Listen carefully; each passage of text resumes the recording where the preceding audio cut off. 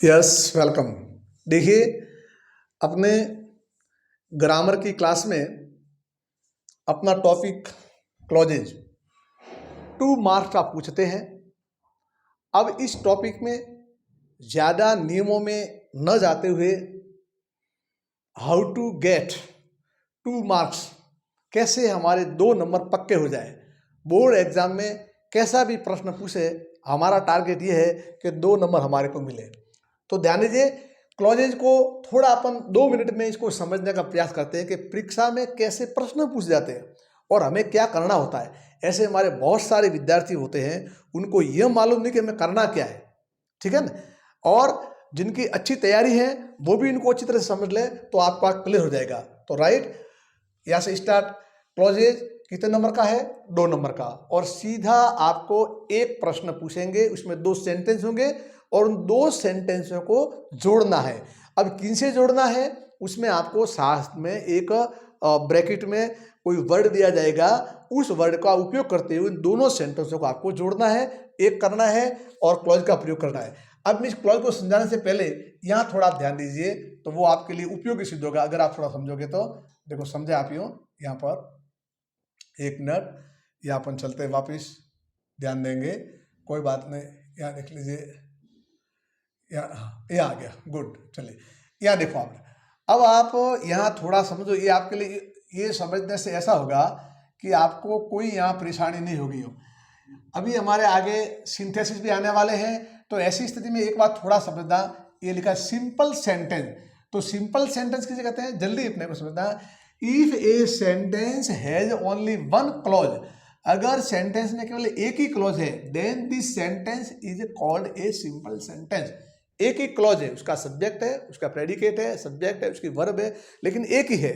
एक क्लॉज है तो कैसा हुआ, सिंपल सेंटेंस है। समझेंगे एग्जाम में क्या आता है वो अलग बात हुई, लेकिन इसको शुरू करने से पहले एग्जाम के प्रश्न हमने को हल करने हैं। हमारा आंसर सही लिखना है, 2 वाक्यों को जो ब्रैकेट में दिया गया है उनसे अपने को जोड़ना है, दोनों वाक्यों का एक वाक्य करना है और क्लॉज का उपयोग करते हुए।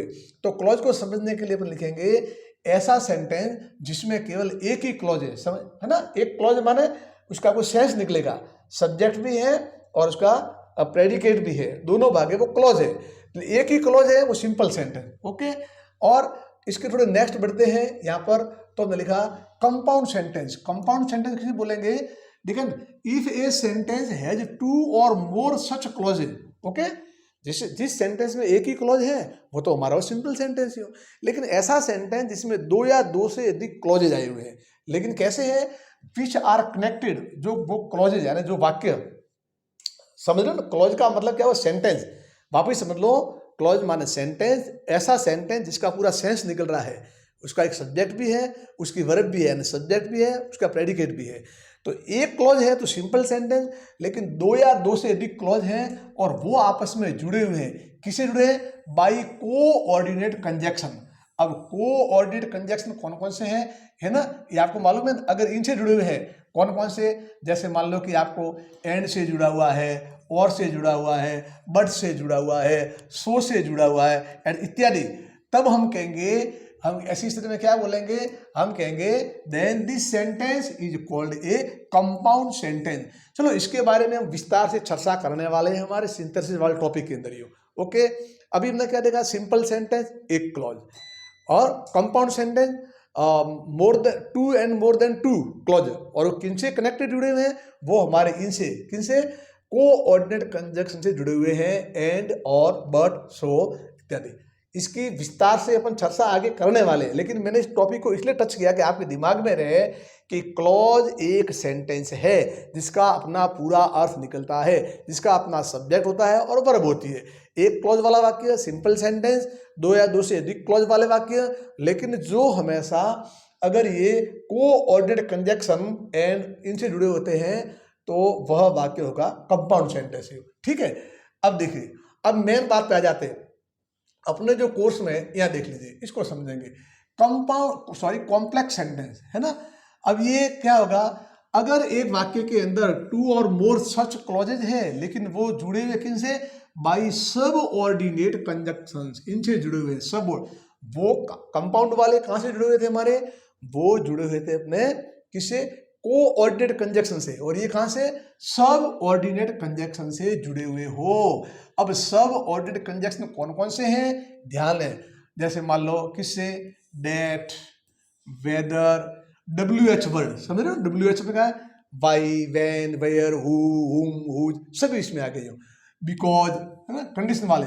और जैसे लिखा सो है, दैट है, सो और दैट है, इफ है, थ्रू है ना, ये देखो देखो, दोज है, मोर देन है, इत्यादि और जुड़े हैं। और रिलेटिव प्रोनाउन जैसे मान लो कौन से, हु, हुज, मैंने पहले बोल दिया आपको, हुम, विच, दैट, व्हेन, वेयर, वाई, इत्यादि, समझ।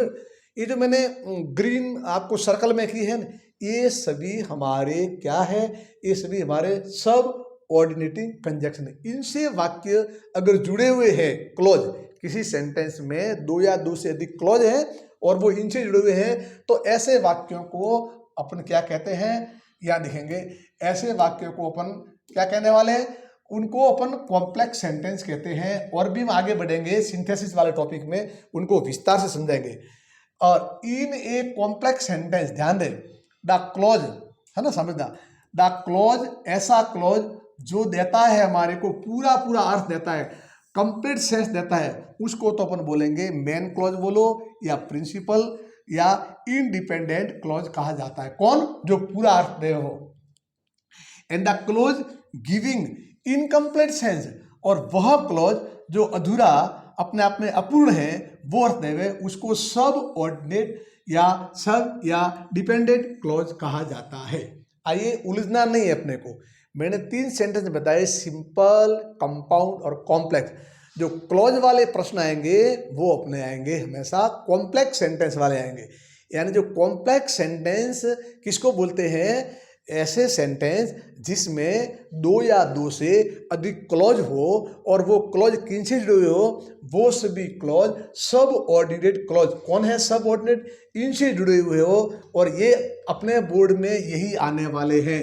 यानी आपको कॉम्प्लेक्स सेंटेंस के सब ऑर्डिनेट कंजक्शन है, उनसे जुड़े हुए क्लॉज वाला वाक्य पूछा जाएगा। इसलिए मैंने आपके सामने लिखा है और अब आपको लिखाई हो।